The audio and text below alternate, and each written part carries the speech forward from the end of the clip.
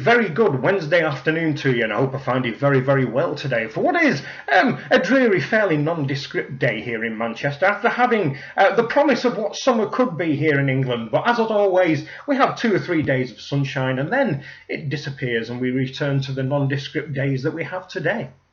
What I want to talk about today is my recent purchase, which is the Bulova AccuSwiss Gemini. And for those who are interested, the model number is the 64C104. So before we go into the details, I'll let you have a quick wee look at the watch here, as Simon Crane would say. There she is. Look at that beauty. Look at that. So, the quick rundown of it, it is a 42mm case. It is 15.2mm thick. Yes, it's a lovely, lovely meaty case, all due to that gorgeous Valjoux 7750 automatic chronograph multifunction movement that's inside there. It is 20mm from lug to lug, and it is gold, iron plated, rose gold, iron plated.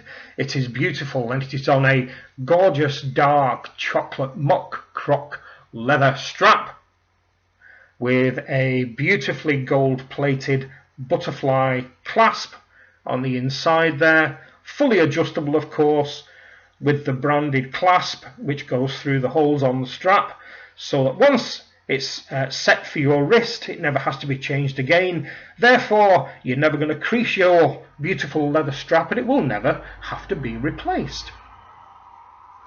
On the dial itself, the dial is a beautiful machine gear-shaped pattern black dial.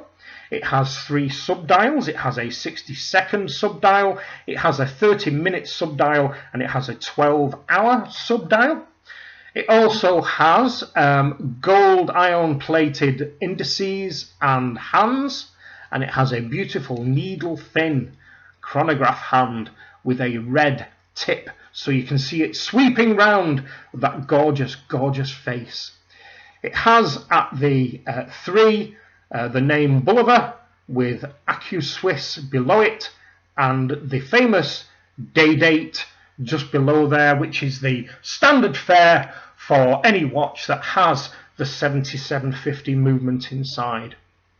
Above the subdial here at the 6, it has the word automatic, and at the bottom either side of the 6, those 2 very, very important little words, Swiss made. Yes, so this, although this is a Bulova, a brand in my opinion which is overlooked very badly by we in the watch community, is a fully fledged automatic 25 jewel Swiss timepiece for a tiny, tiny amount of the money that you would pay for something equivalent to this, and I will go on to that as we go on.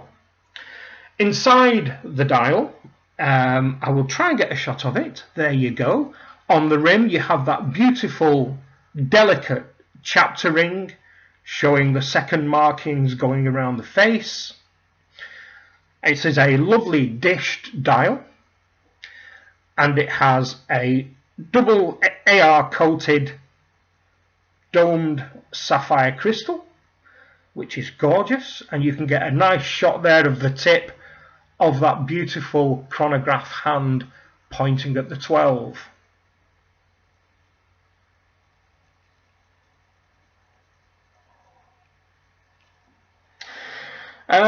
Let me tell you a little bit about why I went down the route of buying this watch. As you probably remember, when I was buying my Hulk, I had got the decision down to 2 watches. It was either going to be the Hulk, or it was going to be the IWC Portofino black dial gold case brown leather strap. Now, I've been in love with the Portofino for many, many years, and the differential between the cost of the Portofino and the Hulk, even when I got it down to the best price that I could find, was 5,000 of your finest British pounds. The Portofino was going to cost me £11,200, which I just couldn't stretch to be perfectly honest, because the effort that it had taken to save up for the Hulk had stretched me right to the limit. So I wasn't in any way, and still I'm not disappointed in the Hulk. It's one of my cherished pieces.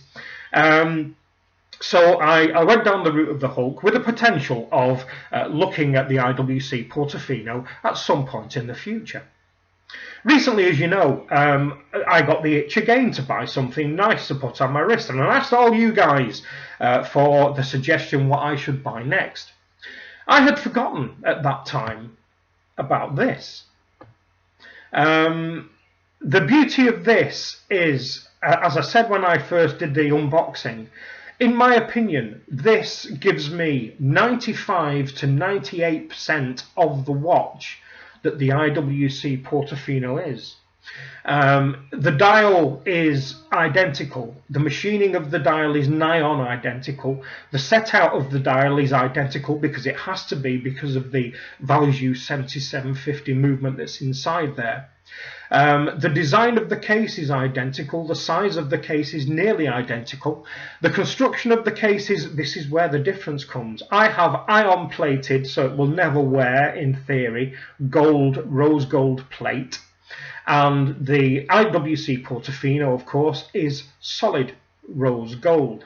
So in theory, if ion plating holds good to its promise, it will wear exactly the same way as gold wears, which is it will only show no wear at all. You're not going to get thinning or anything like that, but we will see that over time.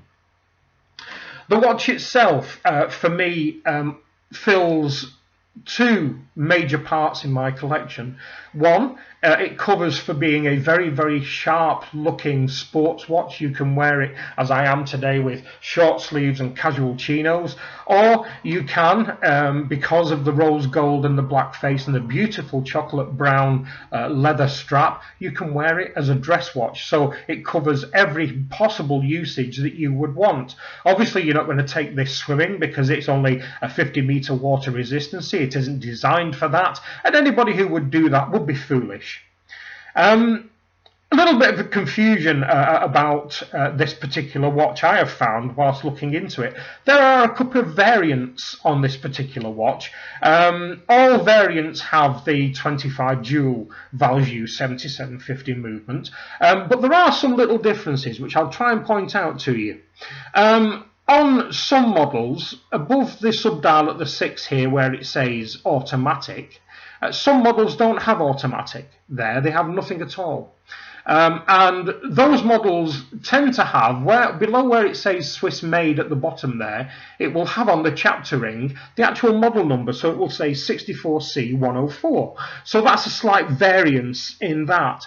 The other main variance on certain models, and I can only assume because they'd make variants for the American market, is that the case back on this one, again similar to the IWC Portofino, is a solid case back. The only other difference with the IWC is that has quite an intricate engraving on the back of the IWC Portofino. And on the other variant of the Bulova, there is an exhibition back version. Unfortunately, the seller that I dealt with in the US, where I negotiated the best price, did not have any of the exhibition back models in. But that doesn't matter because I still have the watch that I wanted. The watch itself is a beautiful thing to wear. It takes a little bit of adjustment because it's actually quite thick and it appears quite cumbersome when you first put it on. If you're used to slender Omegas or slender Rolexes or anything like that, it isn't what you would normally expect as a sports watch because it just isn't one. So what did I pay for this? Well, let me give you a little bit of background. I always do my due diligence when I'm looking at watches. I find out the best price I can here in the UK, and then I venture outward internationally and see whether the deals are any better there. This watch is available here in the UK by the V channel, which is a television selling channel that solely sells watches, for £999 plus a further £10 for shipping to the UK. Here in the UK on eBay, you can get this watch anywhere from £800 to as much as £1,100, and in the US you can find them from about $500 through to about $1,000, depending on where you shop. So what did I spend? Well, when all conversions were put into place and all import shipping duties were actually paid, I paid £456 once this actually arrived into my sweaty little mitt. Now, to show you what a good deal that was, I have here the Bulova tag. There it is. It says Bulova, AccuSwiss, Swiss made. So it is a bona fide Swiss watch. On the back is the recommended retail price. And you see that?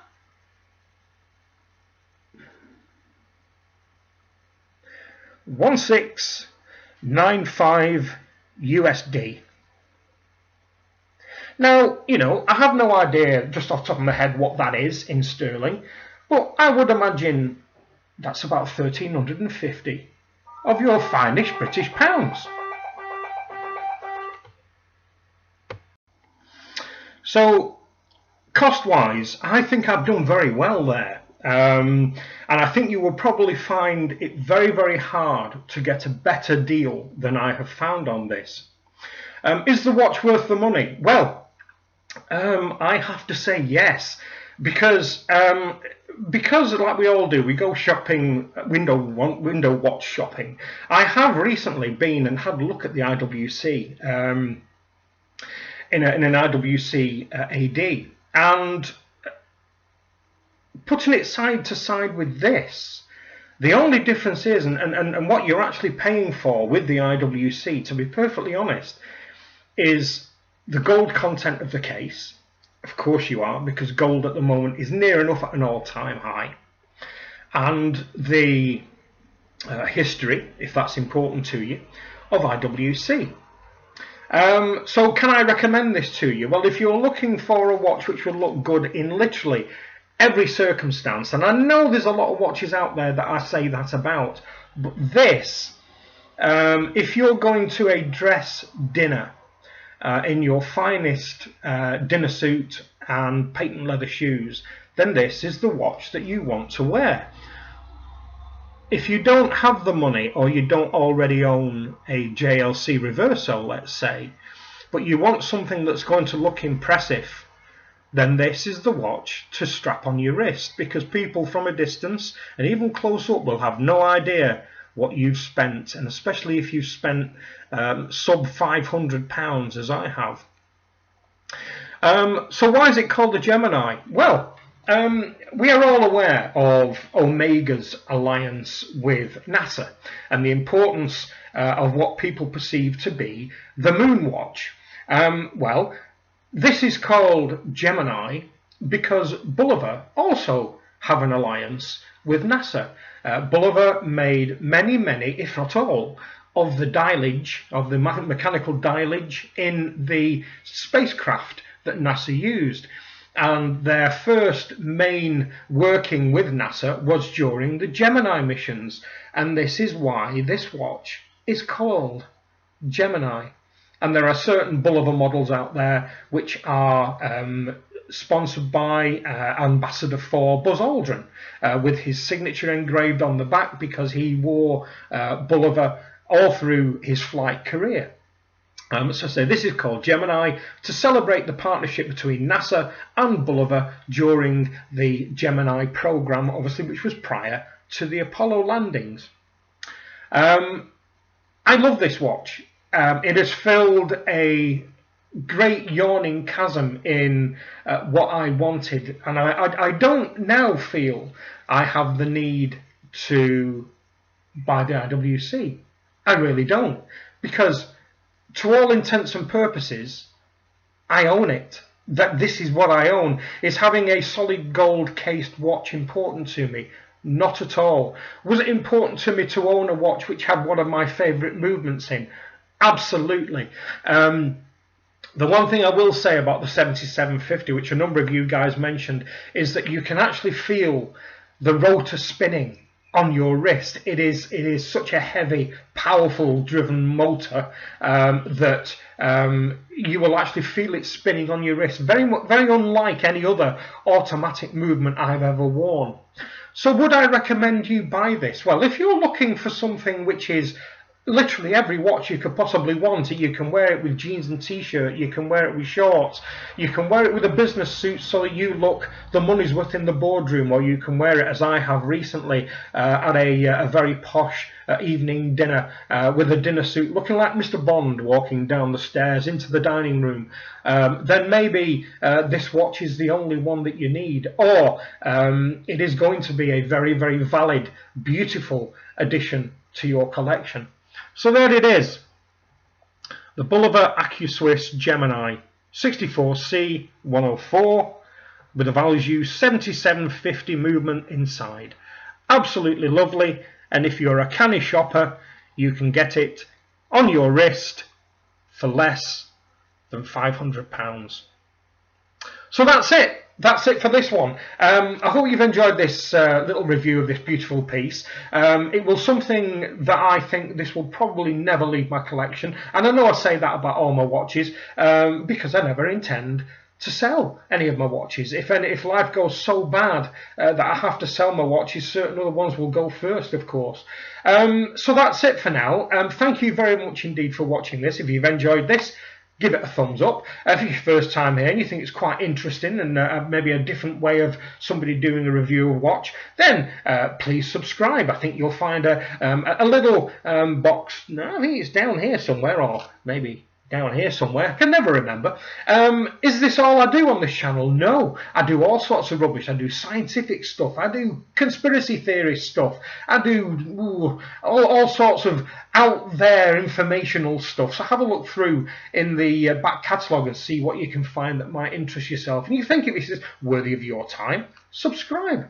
So I think I've got back to everybody as far as new subscribers now. If I haven't, by all means give me a nudge. I've had no notifications of anybody new, and I will send you out my little standard note of welcome. So for now, that's it. Thanks a lot for watching, people. Bye bye.